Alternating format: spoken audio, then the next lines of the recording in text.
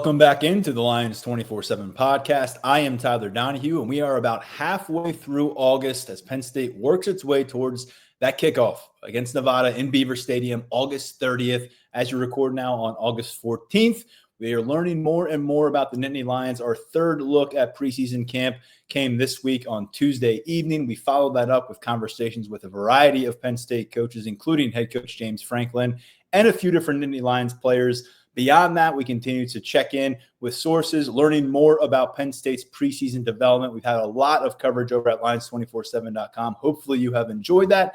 If you're still outside the paywall, 50% off to bring yourself into the conversation, because not only can you check out our reporting from the field and from our interactions off the field, but you also get a chance to be part of that conversation. Ask us direct questions, topics that you're curious about for Penn State. A lot of great conversation with our subscribers over the course of this month, as we always expect in August. And we've got a fun conversation coming your way here with Daniel Gallen.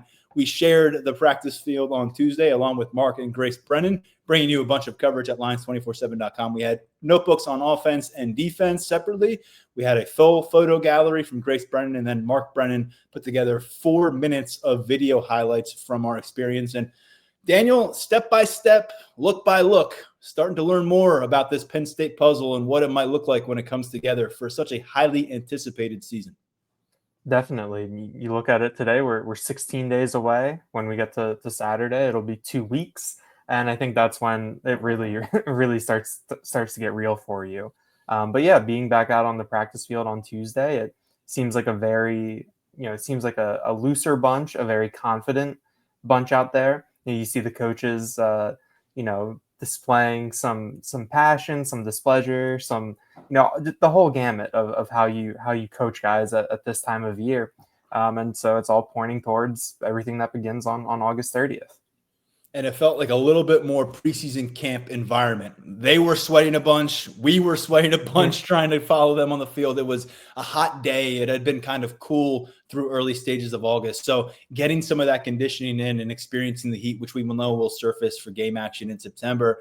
There's a lot of directions we can go in, but we're going to hop on the Chaz Coleman hype train and leave the station here to start the show, because this is a young man that we reported on very early in camp. I think it was maybe 2 or 3 practices in.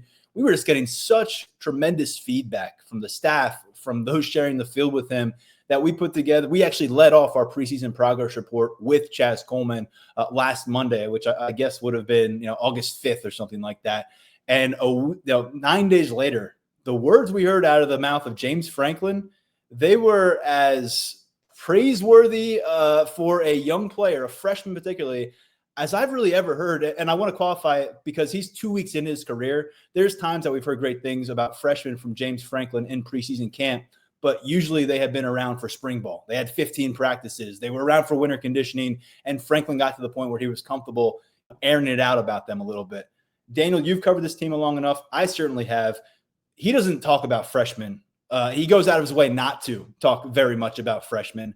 So what we heard about Chaz Coleman when I asked him directly was off the field, he is a tremendous asset. On the field, he has put on about 25 pounds in a few months. He's up to 250, and he is a real problem for offensive linemen right now. He's a guy that they're surprised with how far he is ahead of the curve at this stage of his career. Remember, played quarterback in Ohio, played some receiver, really got to lock in at defensive end as a senior. As that film went around midseason, offers came from across the country. Penn State was a little bit ahead of the rest of the pack. They got his commitment. They really had to fight off the in-state Buckeyes to get him on board.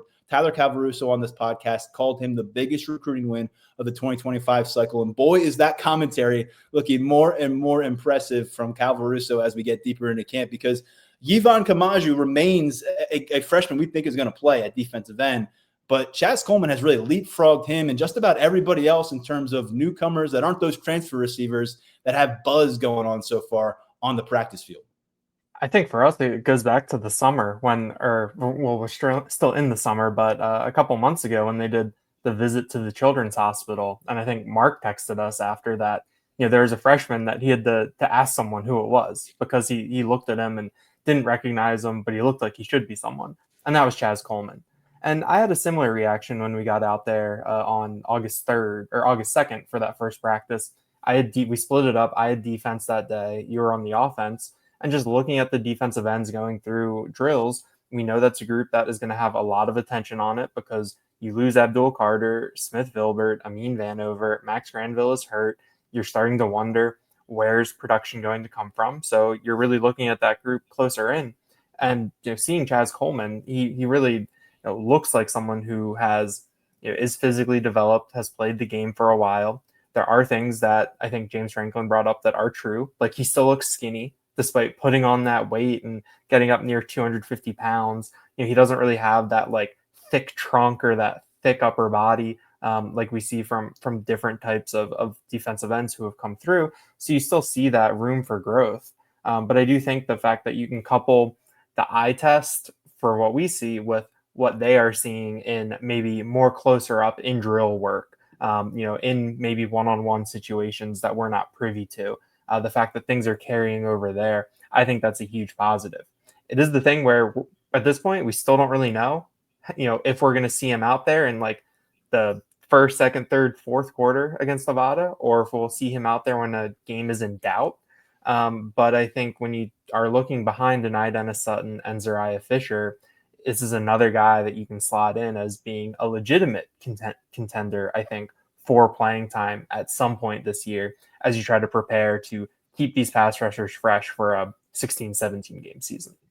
Yeah, the way James Franklin spoke about him as well really talked about the humility, and that's something we've heard about this guy going back to his recruitment process, kind of a yes sir, no sir, just give me the blueprint and I'll follow it type of prospect.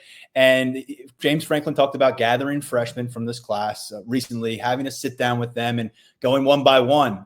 Who do you think you are? Are you a green shirt to burn your red shirt? Are you a yellow? Are you a green light to burn your red shirt? Are you a yellow light where we're still somewhere in between? Or are you a red light where you're going to red shirt and you're going to learn on the practice field this year? Coleman told him he's a yellow light. And Franklin said, you look around the room and people are like, dude, you are not a yellow light. And so James Franklin didn't tell us he's going to burn his red shirt, but James Franklin pretty much told us he's going to burn his red shirt. And again, this guy has 11 practices at the college level under his belt at this stage. I spoke with some people who have seen far more practice than we have, a lot more competitive periods of practice than we have. We haven't seen 11-on-11 work. We haven't really seen a lot of one-on-one interactions as well between linemen. But it sounds like not just offensive linemen generally are having a tough time. Offensive tackles are having a tough time with Chaz Coleman. The top of the depth chart at offensive tackle is having a tough time with Chaz Coleman. So I brought that directly to Drew Shelton, who's played a lot of ball in the Big Ten and beyond at left tackle for this team. And so we spoke a little bit on Tuesday evening, and he said he's still trying to get his head around how to deal with Chaz Coleman. He said the length is an issue. He's got moves. There's a spin move in his arsenal, a little bit more than you might imagine is in his bag of tricks, considering his lack of longevity playing the edge rusher position. And so it's really fascinating to me that whether it's an offensive tackle who's dealing with him directly, James Franklin, we've talked to some staffers as well. Early on in camp, actually, someone referenced him kind of like you did. They were like, I don't even know his name. It's not Yvonne, but it's the other freshman. He's number 19, and he's really standing out. And so we've gone to the point where, people within the program weren't even sure who was wearing number 19 and early on in camp, and yet he was standing out to, he is a guy that people are shouting about now. It's gone from buzzy to public praise, and that's a pretty distinct line to cross when we're talking about the way James Franklin runs his ship. And he wasn't the only freshman that came up in a positive light. Franklin actually referenced 3 who are standing out right now, all on defense. He mentioned Yvonne Kamaju as well, who we've heard standing out since he got to campus last winter. We expect both those freshmen to be involved at defensive end, maybe pushing Jalen Harvey to be that next guy up and some of those other pieces of the puzzle. But Daniel, you hear about Darius Dixon again from James Franklin at cornerback. And that's one that's just getting hammered into our brains at this point as well since his winter enrollment. The name we didn't hear from James Franklin, but we got a lot more later on from Marcus Hagans, was Kobe Howard. And Daniel, as much love as we've put toward those transfer receivers, and the coaching staff clearly has embraced them. They have been what they hoped they were built to be coming to this campus. We think they're going to be hard to get off the field.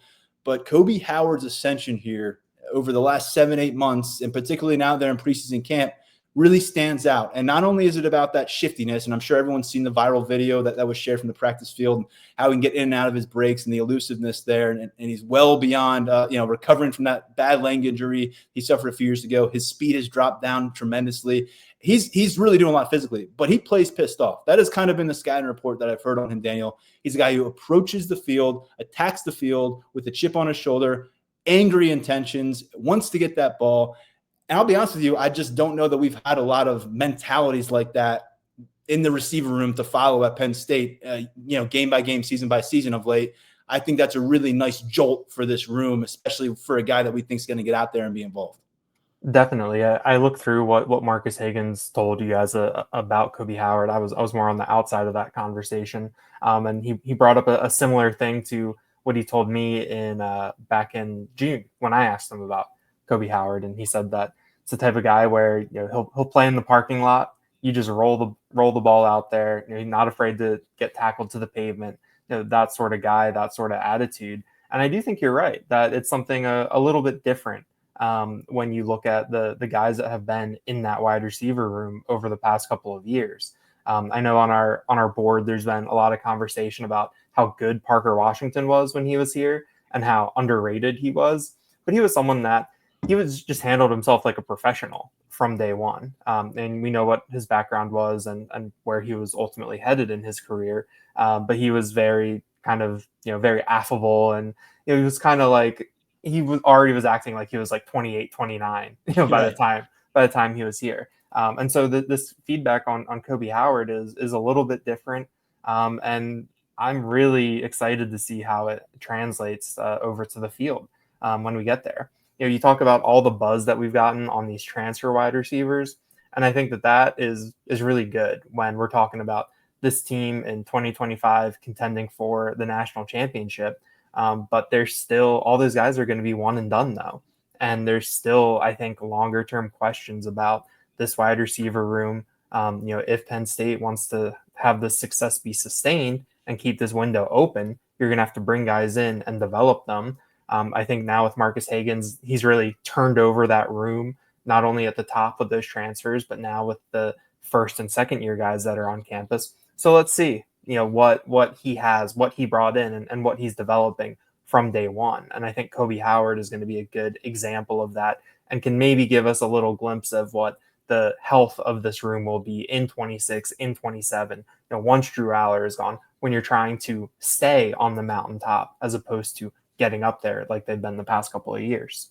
I'm glad you brought that up because, these guys, they're rentals. I know that they're part of the culture now and they've been great fits, but they're here for a reason to help push Penn State toward a national championship and help push themselves in a better NFL draft stock this time next year. And they're going to be gone. They might win a championship with these guys because of these guys in part. But Pena, Hudson, and Ross move on after this year, and homegrown talent is going to be vital. You look at the guys who were making the plays last year at receiver and weren't making enough plays, but making the plays, Harrison Wallace and Amari Evans, they were not brought in here and kind of cultivated by Marcus Higgins. I know he worked with them, he helped develop them, but they were Taylor Stubblefield's class that got here to campus. And so we're still waiting to see it. Tyseer Denmark's been one of those names, second year now. Kobe Howard's another one. And there's a lot of these young players, but I think because they brought those three transfers in, because they have performed how Penn State expected, it buys you a little bit of time. But we've gone, much like Chaz Coleman, I would say with Kobe Howard, for me, the conversation has been like, maybe we get some glimpses in non-conference play, and then the conversation becomes more like, what will they look like in spring 2026? Now the conversation with Coleman and Howard, to me, is more like, are these guys necessary components to winning a game in Columbus on November 1st? And I think that's a much different conversation that we're entering. Yeah, I think that's also a good way to look at it because the season is going to be so long now. When you're talking about last year, they played 16 games. We're close to playing a 17th. And I think when you look at freshmen now, and the way that you can manipulate the redshirt process so that, a kid can still play up to 8 games and still be, you can play half a season and still retain his red shirt. So I think that when you look at, okay, a guy gets on campus, when can he contribute? When can he have a role? Like you said, in the past, you might think, okay, next spring, when he gets out there, day one of practice, what does it look like? But now, especially guys like Howard that got on campus in, early enrolled January 2025, you can think, okay, November 1st, what do they look like? What can you get not only in that Ohio State game, but in that back half of the schedule? Because truly, that might be, it's not the last third anymore when you get to November. It can be the back half after that. So there's a lot of football there. You're going to need more guys to step up. So I think that is going to be a really good check-in point to see who's on the field, what can they do. I think we saw it the past couple of years. That's the type of game where it's like the basketball cliche when you get into the postseason, suddenly that rotation goes from like 9 guys down to 7 in certain cases. I think we've seen that with Penn State these past couple of years when you get into that big game and then you look at the snap counts afterwards and suddenly certain rotations disappear and certain timeshares disappear and they roll with the guy that's going to help them win. So on November 1st, can some of these freshmen be those guys who they don't disappear, they're not limited to a cameo, they can still be contributors in that setting. Plenty of people are, have crapped on Penn State's non-conference schedule. They want a more marquee matchup. Maybe you've got Ohio State taking on Texas in their opener. But I mean, if you want to win a national championship, you want to get your personnel in the right shape. This is a great build-up towards the whiteout against Oregon on September 27th. You've got Nevada, Florida International, Villanova. By the time you get through 180 minutes of football, many of those minutes of film that you can review should feature guys like Kobe Howard, Chaz Coleman, backups at linebacker, those rotational pieces at offensive line. Then you can spend that bye week getting together as a staff and saying who makes the cut right now and who doesn't. Who is going to be engaged against Oregon when it's a tight game and who's going to be watching. And so I think they've got a great opportunity this first month of the season, tacking that on top of preseason camp. It's a pretty enviable opportunity for this coaching staff, I think, to really be able to get their heads around which freshmen, which young players are ready for prime time and who's not quite there yet. I think Kobe Howard and Chaz Coleman are trending towards being there, but we've got a little bit more to learn. Another freshman that popped up with Marcus Higgins that I asked about was Jeff Exeter Jr., because he's caught our attention from a physical perspective. Shows up on campus at 6'1", 220 plus pounds out of the McDonough School in Maryland. And I'll say this about those McDonough guys. They don't enroll early, but they all show up prepared. Denai Dennis Seton showed up in the summer, burned his red shirt. PJ Mustafer comes in the summer, burns his red shirt. Same for Curtis Jacobs at linebacker. Devon Ellies, Devon J. Thomas, waited a year to really make his mark, and we're still waiting for it from Mason Robinson. He's been kind of an outlier of one of those McDonough guys who hasn't come and just hit the ground running. But I think with Exeter's physical build, what stood out to me was Marcus Higgins already felt comfortable enough to say he's one of the smartest players he's been around. So you're tying that brain to that body. Sign me up for what's next. Marcus Higgins noted.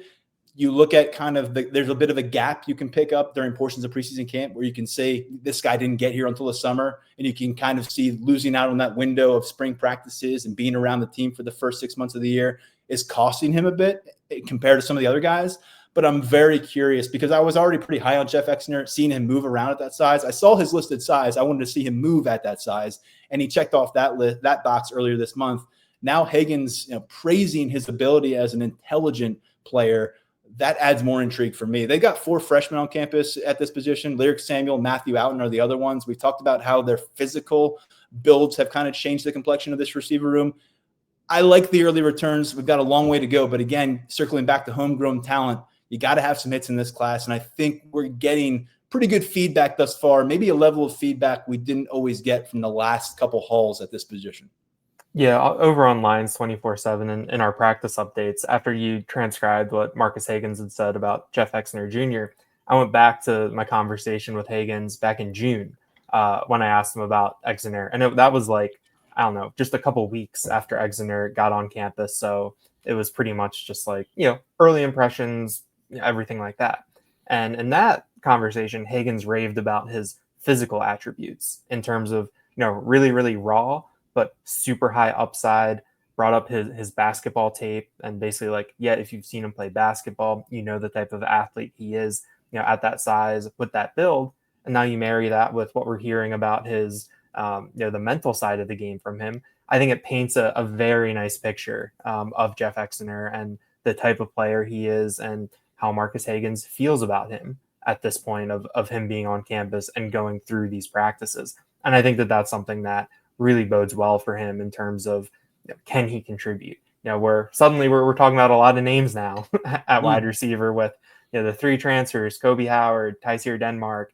Throw Josiah Brown's name in there. I mean, he's coming up as somebody who's working faster on the field, putting it together after being injured as a senior in high school. So I'm with you. There are more names that we're actually legitimately talking about in the conversation. Does that mean they get to a six-man plan at wide receiver? I'm not there yet, but I think that's the important step for this team. It can't just be all in on those 3 receivers. Maybe you have a 4th guy that's dangling around like last year. I think you got to feel comfortable 5, 6 guys to go.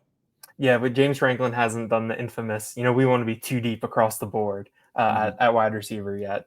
But yeah, even, another name, Liam Clifford.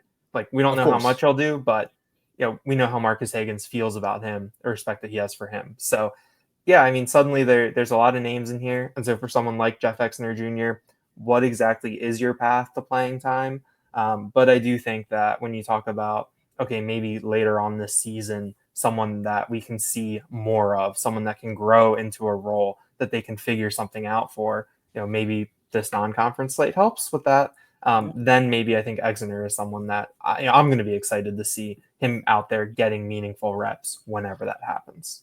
One more note on Kobe Howard from Marcus Higgins. It was a really good anecdote that we shared on the site and on social media. He talked about when did he really realize that Kobe Howard needed to be a priority target for Penn State? Because, again, I mentioned the injury that he suffered, pretty severe one, and it caused a lot of programs to take a step back in their evaluation and kind of not be as passionate in adding Kobe Howard to the recruiting class. Penn State was not among those teams that paid off for them, but Marcus Higgins says he was down at a spring practice at Chaminade Madonna High School, which was a high-level program in South Florida. And yes, they have spring ball in Florida. And he said there was a period of practice where the coach of the team was literally telling the defenders that they were going to throw the ball to Kobe Howard. And there was 10 straight plays, Marcus Higgins says, where he just found a way to get open against, really quality defensive backs on that Chaminade Madonna team who knew he was going to get fed the ball. And that series ends on the 2-yard line with the fade touchdown pass to Kobe Howard. And Marcus Higgins basically said from that point on, he knew what Kobe Howard was about. And I thought that was just a good thing to pass along here to our viewers and listeners. Let's go to one of those transfers, though, because Kyron Hudson was available on the field for us to speak with on Tuesday. You took advantage of that. What did you come away with in speaking with the former USC starter? Yeah, I followed up on something with him that James Franklin brought up, which was that Hudson is wearing number 1. And the way that Franklin framed it was that he earned it. Hudson was wearing number 11 in the preseason. He wore number 10 at USC. And then there was a roster update in late July, I think like right after Big Ten Media Days. I think I was driving out of Vegas when I happened to check the roster. You never know what you're going to find when you do that. And Kyron Hudson is at the top of the list at number 1. And so I asked Hudson, how did you earn that? And he said just by being himself, competing. He thinks that he understands the culture at Penn State, so he wants to live it every single day, be a great leader. And he said that he came in here and it was easy to transition, to this culture. That was something that I think is interesting when, Franklin likes to talk up that Hudson and Trevor Pena were team captains at their previous spots, but that's within like a particular culture with guys that they were both, 4 or 5 year guys at those schools. So that's something that you can really build that equity. So I've been really curious about, you talk about their leadership, but what does it look like when they come into somewhere that's completely new to them, that they don't have that equity and they're starting, from square one, even if they do bring these reputations in. And so it was just interesting to hear that Hudson talk about how just easy it was to, pick up where he left off and still be the same. I talked to his USC teammates, his former USC teammates out in Vegas. They referred to him as a culture setter, a really important piece of, the locker room there. And it sounds like someone that they're really going to miss, personally and maybe culturally. We'll see about that. But yeah, I think that hearing Hudson's approach was really positive. And then something that Franklin said about both Hudson and Pena is that he's still learning about them, learning the different things that they can do. They each came in with their own particular reputations, but now he's seeing what they can do in addition to that. Yeah, he said about Pena real quick that he's been everything that they thought in terms of their evaluation, what they were able to see on film and everything, but he has become faster and more explosive since he got to campus, which what else would Chuck Losey do with the new player than make them more fast and more explosive? And so that'll be fun to see how Trevor Pena finishes his career. But Daniel, with Hudson, let's riff here a little bit. You and I both put him, I think, third among these wide receivers and impact players when we were going through, I think it was in either late June, early July, we were talking about who are the top 10 impact newcomers on this roster. And we had him third among the receivers. It's a conversation now, man. I mean, the things we're hearing about Hudson make you wonder if, because he's been around since January, there's been a lot of trust built up. He might be up there as number one, but we just don't know yet. And we talked about how it's going to be a balance, but I think maybe I was sleeping a little bit on Kyron Hudson, what he can accomplish in this Penn State attack. And I don't know if that's because of the stat lines. His was, a lot more modest than Pena's and Ross's at their last schools, but for whatever reason I was. And now I'm not so convinced because we're getting anecdotes from the practice field that these guys are actually sharing together. I'm starting to hear a lot of good stuff about Kyron Hudson. That makes me kind of reanalyze who might be ahead in the pecking order among these transfers. And maybe it's a 1A, 1B, 1C conversation by the end of the season, but do not sleep on Kyron Hudson, folks. Yeah, I don't know if I have it on the record anywhere, if I texted it to you guys or wrote it on the site anywhere, but I always felt that Hudson was the highest floor when in terms of these guys coming in, just because of you look at his pedigree coming out of a program like Mater Dei, being at USC for as long as he was. I know that you can say what you want about the level of competition in the Pac-12 and everything that comes along with that. But if you're from that area, you play a lot of high-level competition from day one.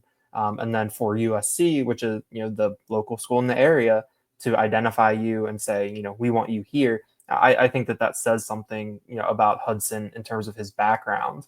But yeah, I mean, I think that maybe the ceiling now looks a little bit higher, than it was before. I think we both view Devontae Ross as, I don't want to say as a low floor player, but maybe the highest ceiling. And there is more of an element of the unknown, making that jump from the Sun Belt, to Penn State. That's just the way it is. Like, yeah, you've got that Iowa tape, and that's really nice. And I do put a lot of stock into it. James Franklin says he puts a lot of stock into it. But there is, I think, a little bit more of an extended uncertainty when you talk about making that leap. And then Trevor Pena, super productive. But I think you could have gone for 400 yards in that offense last year. I think you could have had 30 catches. The way Thanks, Daniel. Thank you. the way that they were throwing it around, with Kyle McCord.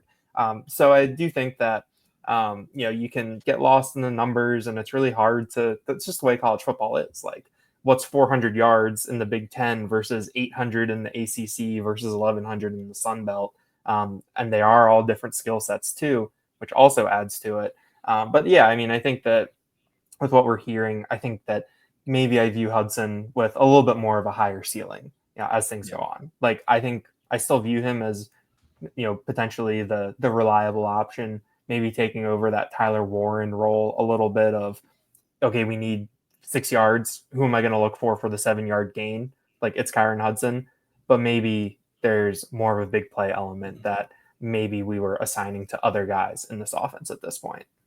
Putting a punctuation mark on the receiver conversation, it seems like Penn State is very confident. They went 3 for 3 in the transfer portal this year. I mean, you remember what we were hearing on the record about Dante Cephas a couple August ago. It was not flattering. It was like, maybe he'll get on the field. He's trying. That's not what we're hearing now. And we know how it turned out for Dante Cephas. So I think you should feel really good out there, listeners, viewers, about where wide receiver is trending right now. And I would probably tack onto that Marcus Hagans, in the 10 minutes that I spent about a yard away from him on Tuesday night in the practice field, was as loose, as open, as excited. And he used the word fun about 5 times. He was a different guy than the guy we've interacted with a lot of his career, I think. And there's a part of his history in Virginia, losing players in that shooting. I don't know how much that weighed on his mind. You'd imagine it would. Those were like, sons to him in that room. And it's really tough to talk about. But from an on-field perspective, these last couple of years, they were a challenge for him. And he heard as much as from this podcast and every other podcast and everyone who writes about Penn State about what happened in that game against Notre Dame.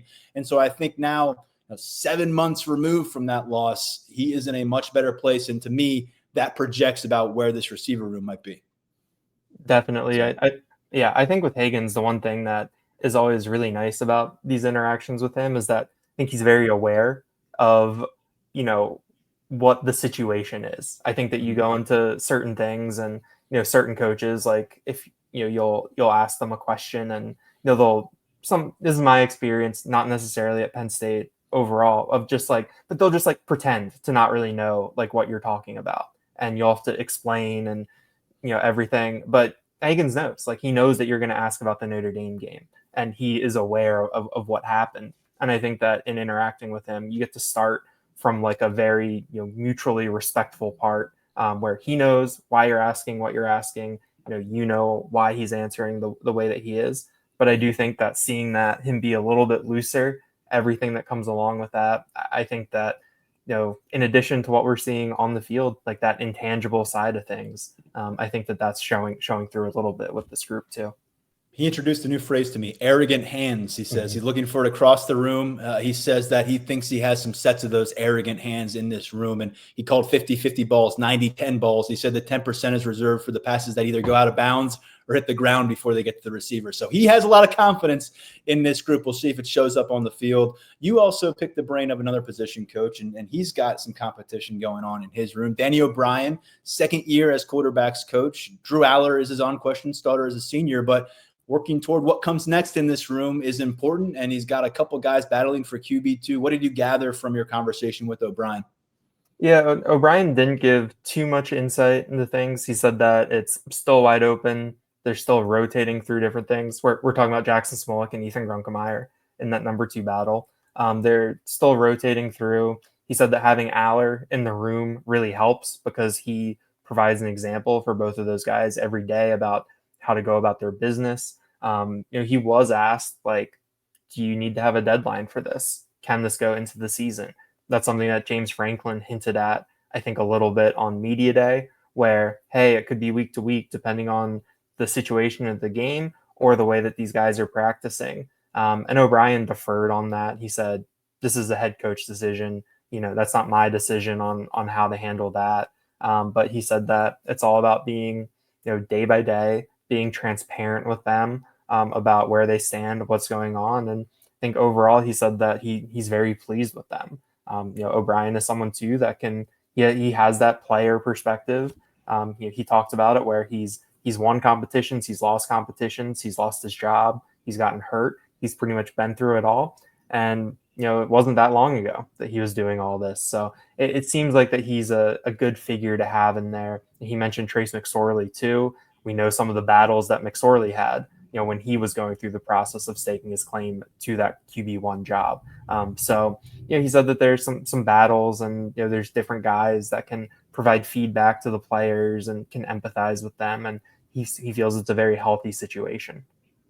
With Smolik and Grunkemeyer, it's hard to get tabs. Again, we're not seeing 11-man work. We're not seeing first unit up, second unit up, third unit up. I'll just say what we witnessed on the field for 20 minutes or so on Tuesday was at one far end of the field, it was Drew Aller and Ethan Grunkemeyer working with a myriad of different position players, and they had eyes on them. It was Danny O'Brien, the quarterbacks coach. It was Andy Kotelnicki, the offensive coordinator. It was James Franklin. And then far end of the field, 70, 80 yards away, it was Jackson Smolik, freshman Beckham Kritza, and walk-on quarterback Jack Lambert, who were throwing the ball around to a lot of the younger pieces of the tight end, running back, and receiver room. And so just something to note there. It could be, the next practice, maybe that gets reversed. I don't know exactly what their approach is to make sure they're getting enough eyes on both these guys, but everything is filmed on the field, and so nothing goes amiss. And again, I'll just circle back to that non-conference schedule. To me, unless this staff – Brian Kotelnicki, Franklin, the Brain Trust, unless they come out of August 28th, August 29th, and they say it's clearly Ethan or it's clearly Jackson, we have to be honest with them. We have to be honest with ourselves. We have our QB2. Unless you're at that spot, there's a lot to gain from getting them both involved in non-conference action these 3 weeks. Get them both involved. Let them take some hits, make some mistakes, gain some confidence, gain some exposure, and accrue some film on these guys. I mean, what was it, 13 total snaps or something like that between the two of them in their college careers? So I think out of almost any spot on this roster, an area where you can gain a lot from those 3 non-conference games and the snaps that we think are going to be available for non-starters, quarterback is a key spot. And I said this with Tyler Calvaruso on our last episode when we were talking about, building rosters and stuff like that. I think what these two guys do between now and January is going to go a lot way toward determining whether Penn State, casts its fishing line for the first time in the transfer portal at quarterback, because this could be the year to do it. You could be at the crossroads to do it. It's up to these two guys to prove that is not necessary for Penn State, and they've got to go do that. And Daniel, when we look at competitions across the board that don't involve the starting lineup, running backs, another one we brought up quite a bit. James Franklin said that is wide open still. He pointed to some availability issues, guys not being on the field, and then it's the other guy that can't get on the field. We kind of took notice to that. 3 running backs were missing during our look, and Corey Smith and Quentin Martin, and we also didn't see Cam Wallace. Again, just a bit of a portion of one practice. We could see them next week. They could have been back on the field later at practice, but it kind of went to James Franklin's point that they've had a little trouble getting all these competitors on the field at the same time. And Stan Drayton told us last week, he's going to take this as long as he needs to determine our RB3. And again, something that non-conference matchups could help determine along the way. Daniel, what do you make of the safety battle? Because Jim Knowles told us that he's not close to locking in a starting safety next to Zakee Wheatley. And in fact, he brought in a third name. You and I have been bouncing around Dejon Lane, the sophomore, and then King Mack, the junior, who came back from Alabama this past offseason. He said, those two guys are battling, but Antoine Belgrave Shorter, who was converted from cornerback after his freshman year, Knowles said he belongs in that mix. He said those 3 are battling to start next to Zakee Wheatley, who's expected to have a big 5th-year senior season. I think we're going to see all these guys involved. Ultimately, to me, this signifies that they are getting closer to having a true 2 deep that they feel comfortable with at safety. We had wondered, are you going to have somebody else stepping up? I think to hear that Antoine Belgrave Shorter is giving them confidence that he get extended run and potentially even sniff some starts this season, I think that's important for this safety room. Yeah, Belgrave Shorter is someone that I think I talked to Jalen Reed about him at the Fiesta Bowl, and because middle a couple games into the season last year, Belgrave Shorter makes that move from cornerback to safety. We've seen a lot of other players do it during their careers at Penn State. Typically, it happens during the offseason. But I think with the KJ Winston injury last year, coupled with the fact that King Mack had transferred out, you had some numbers there. And I remember Jalen Reed being really complimentary of Belgrave Shorter and how he came in, his mentality. Jalen Reed is one of those people where I think he's a reliable narrator in certain respects and will give you some honesty. So I took note of that with Belgrave Shorter, and then I think we saw good things from him in the blue-white game when he was running. I believe he was with that blue team defense, and he looked like he belonged out there, with that group. So I think that he does have that corner background, just like Zakee Wheatley does. Very different build than Wheatley in terms of the physicality. But I think that he's someone that, you really shouldn't discount. I think it is easy to, because, we saw a ton of Dejon Lane last year. We've seen and heard a ton about King Mack over the past 3 years. And Belgrave Shorter, even coming up from Mandarin in Jacksonville, he wasn't even the highest rated recruit from his high school who was coming to Penn State. That was John Mitchell, who transferred out in the spring. So I think that Belgrave Shorter is someone who has a pedigree from a high-level high school, has good competition coming up from Florida. I personally am not surprised to hear him get mentioned in there. Like we've talked about before, we're going to see a lot of 5 defensive back sets. We know Zion Tracy is probably going to be the 3rd cornerback when they go to 3 cornerbacks, but if they go to 3 safeties, what can it look like? How can they deploy these guys differently? And I think Belgrave Shorter gives them some versatility. Exciting different body parts too. A lot of mixing and matching you can do for Anthony Poindexter in that safety room. Let's go to the next level of the defense, because we did get a little feedback from Jim Knowles on how things are developing in the linebacker room. He clearly wants to feel more comfortable about that situation beyond the top 3 that he has brought up before, and James Franklin has brought up before. In fact, I asked James Franklin on Tuesday who's in the mix to wear the green dot on their helmet and have that on-field communication and be disseminating the plays to their teammates. And he said it was those 3. Amari Campbell, who just came in from North Carolina, did that for the Tar Heels last year. Dom DeLuca and Tony Rojas, who obviously played a lot of football for the Nittany Lions last year. We know those 3 are on the top of the conversation at linebacker. Jim Knowles says it's imperative now that he gains more comfort with the rest of that room moving towards the season. He specifically mentioned 3 guys who are competing. He talked about Keon Wiley, came off of an injury, missed all of last season. He's a redshirt junior. Talked about Anthony Specca, who flirted with burning his redshirt last year as a freshman. Been a lot of good feedback on what he's done year 2 on campus. And he also brought up one of your guys, Alex Tash. You bring him up a few when we talk about linebackers, and you've done that really, I think, going back to the spring. And Knowles said he's the guy that for a freshman, he's making you take a longer look. He said, will it be enough to use him and trust him in game action as a freshman this year?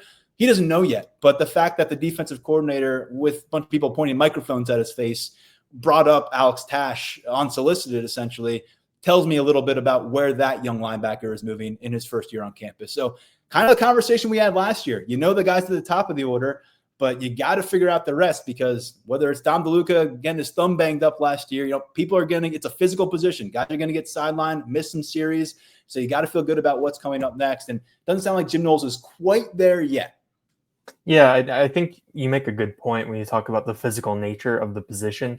Now, we've seen the line of thought that, well, if they play a lot of 5 DB sets and you only have 2 linebackers, then maybe that buys you a little bit more in terms of depth and numbers. But like you said, DeLuca missed that Illinois game and then was playing basically one-handed for a big stretch of the schedule. Tony Rojas was banged up for much of the year last year and playing through something. So you're going to need, I think a lot of different guys to be able to step up and contribute at different points, even if it's just a spot start like Dakari Nelson did. I know that we've talked about how we didn't see him much after that, haven't heard much about him, since, but he was still in a point where they said, okay, we need you, you can step up, we'll put you in the spot. And so I think you look at this linebacker group and you need to cultivate that 4th, that 5th, even that 6th, and see what you can get out of them.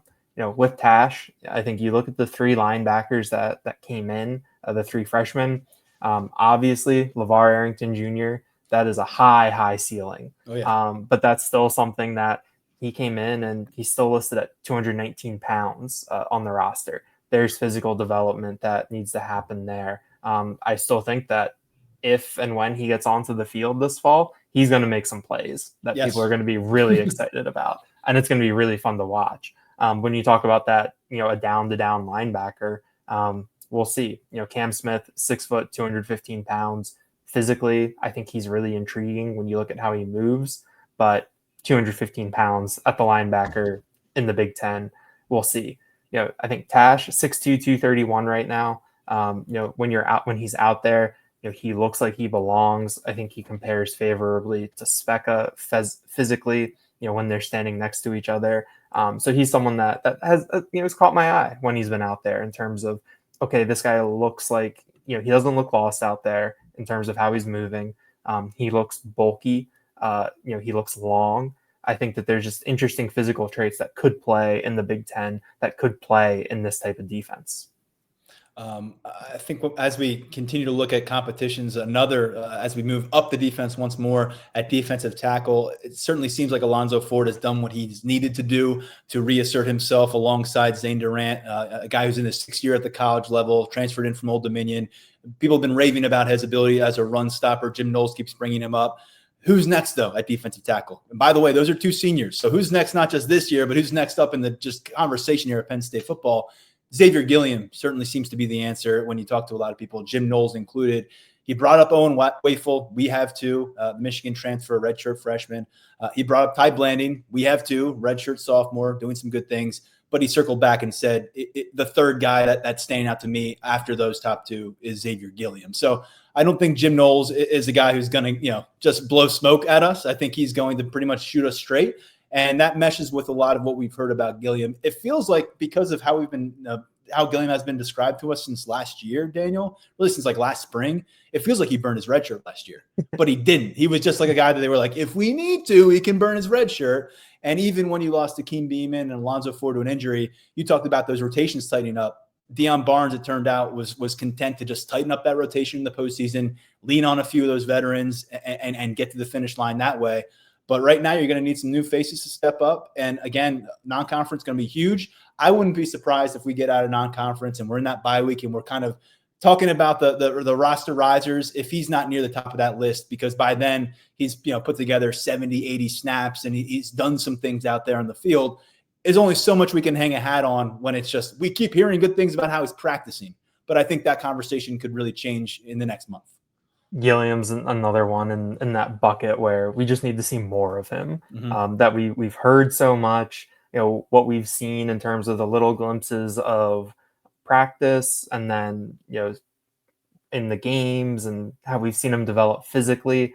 It all, I think, comes together nicely, but it's about what you can do on Saturdays. And I think non-conference play going to be, we don't need to see Zane Durant, when Penn State gets up by 3 or 4 touchdowns in the non-conference, but we are going to need to see Gilliam. We are going to need to see some of these other DTs. And I think that, in terms of, his spot, that number 3 defensive tackle, like, it's pretty important when you talk about keeping these guys fresh. Another physical position, attrition can happen pretty quickly. So we'll see. He's going to need to be ready. And by all accounts, though, he will be. And not only will he be ready to play, he'll be ready to make plays for the defense. A lot more commentary on what we witnessed on the field, what we're hearing from preseason camp over at Lions247.com. Again, 50% off VIP access for an annual subscription right now, or $1 for 1 month. Take a test drive, get into the season, see what we do, how we approach our coverage. I think you'll stay on board longer term. Daniel, let's close out this conversation with our corporate partners in CBS. We have plenty of friends on the CBS side of things here with Paramount. And as they go through a lot of the preseason accolades and stuff, it's hard not to notice Penn State popping up a bunch. CBS released All-American team yesterday, preseason All-American team. Penn State had a high 3 first-teamers. No other team in college football had 3 on there. They also had a second-teamer in Nick Dawkins. The first-teamers, talk us through that a little bit because you wrote the article. And then also, if you could segue, James Franklin got some love from CBS as well as they started to project this 2025 college football season. Yeah, for the first teamers, really no surprise. I think when you talk about the quality of player and then the position that they play, Nick Singleton was the first team running back alongside Jeremiah Love from Notre Dame, Venga Ioane, first team offensive guard, and then Zane Durant, a first team defensive tackle.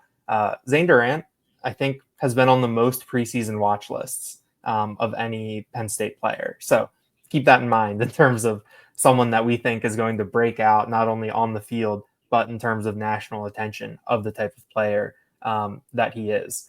Singleton, Ioane, and Durant have all been featured on the two of the All-American teams that are NCAA recognized. When you talk about consensus unanimous, that's a group of 5.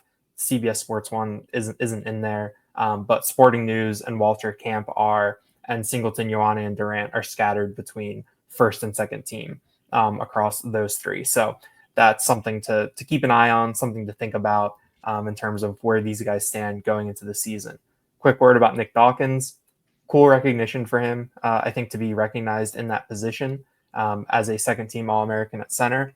Props to our colleagues at CBS Sports for really getting granular with it in terms of having your 5 offensive linemen be 2 tackles, 2 guards, and a center. I know some All-America teams, it's 5 O-linemen, and you look at it and it's just 5 left tackles, and it's tough. I remember, this is off topic, but I voted the AP All-America team for AP All Big Ten team, and it was like defensive end and defensive tackle. And that was the year 2021, and PJ Mustipher made first team, even though he only played 7 games that year.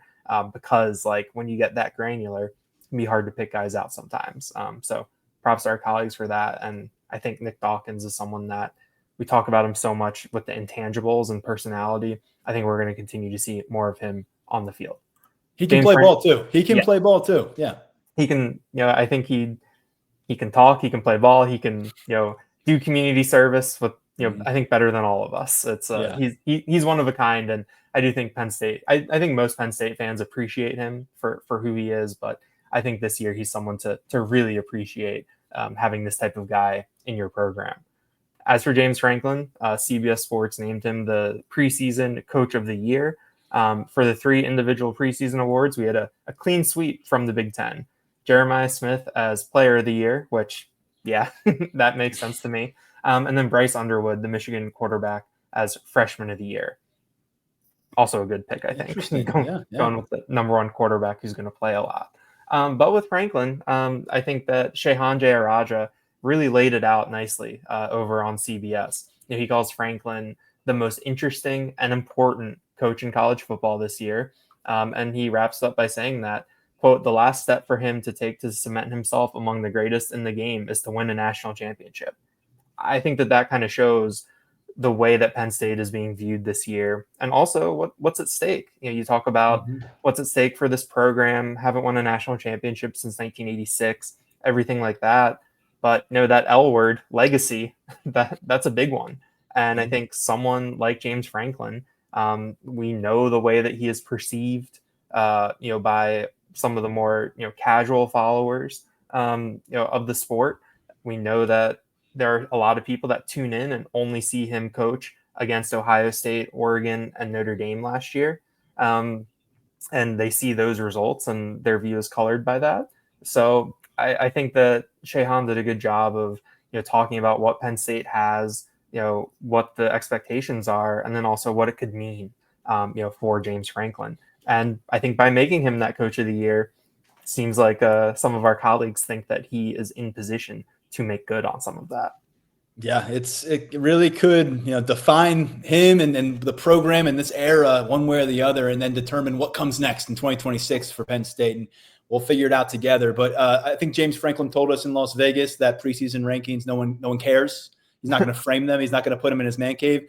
I guess he would say preseason coach of the year, not going up in the man cave either, because that involves 0 wins. You require 0 wins to win preseason coach of the year, but still very notable. Daniel had a story up at Lions247 about that, about the All-American team from CBS. And so that's going to be it for this episode of the podcast. By the time we come back to you next week, we'll have plenty more to share over at lions247.com. You're not going to want to miss anything we've got coming in the next few days. More VIP reports from preseason camp, more commentary from the recruiting trail from Tyler Calvaruso as things start to ramp up there again with game visits on the horizon, and just so much happening at lions247.com with our VIP special, 50% off right now. Daniel, anything else to add? I know we both have very full notebooks and we got more to put on the message boards from them, but anything you wanted to put out on the podcast before we say goodbye? No, I mean, I think we went over a lot of it, and I just think that this last segment, talking about these guys that are All-Americans at this point, talking about how James Franklin is being viewed, it really does feel like that hype train is really going full speed, and I think that's helping bring August 30th closer a little bit faster. But still some things we want to get done on the site. Still a lot of things that we want to learn before we get to the Nevada game, but it's easy to get excited for it right now. Always fun talking football with you, Daniel. It's a little bit more fun when we have fresh on the field content to dive into like we have lately here on the podcast. We'll get together again next week and do it once more, maybe get Mark Brennan involved. You'll certainly hear from Tyler Calvaruso in the latest with recruiting as well. For now, stepping aside on behalf of Daniel, I'm Tyler Donahue. This has been the Lions 247 Podcast.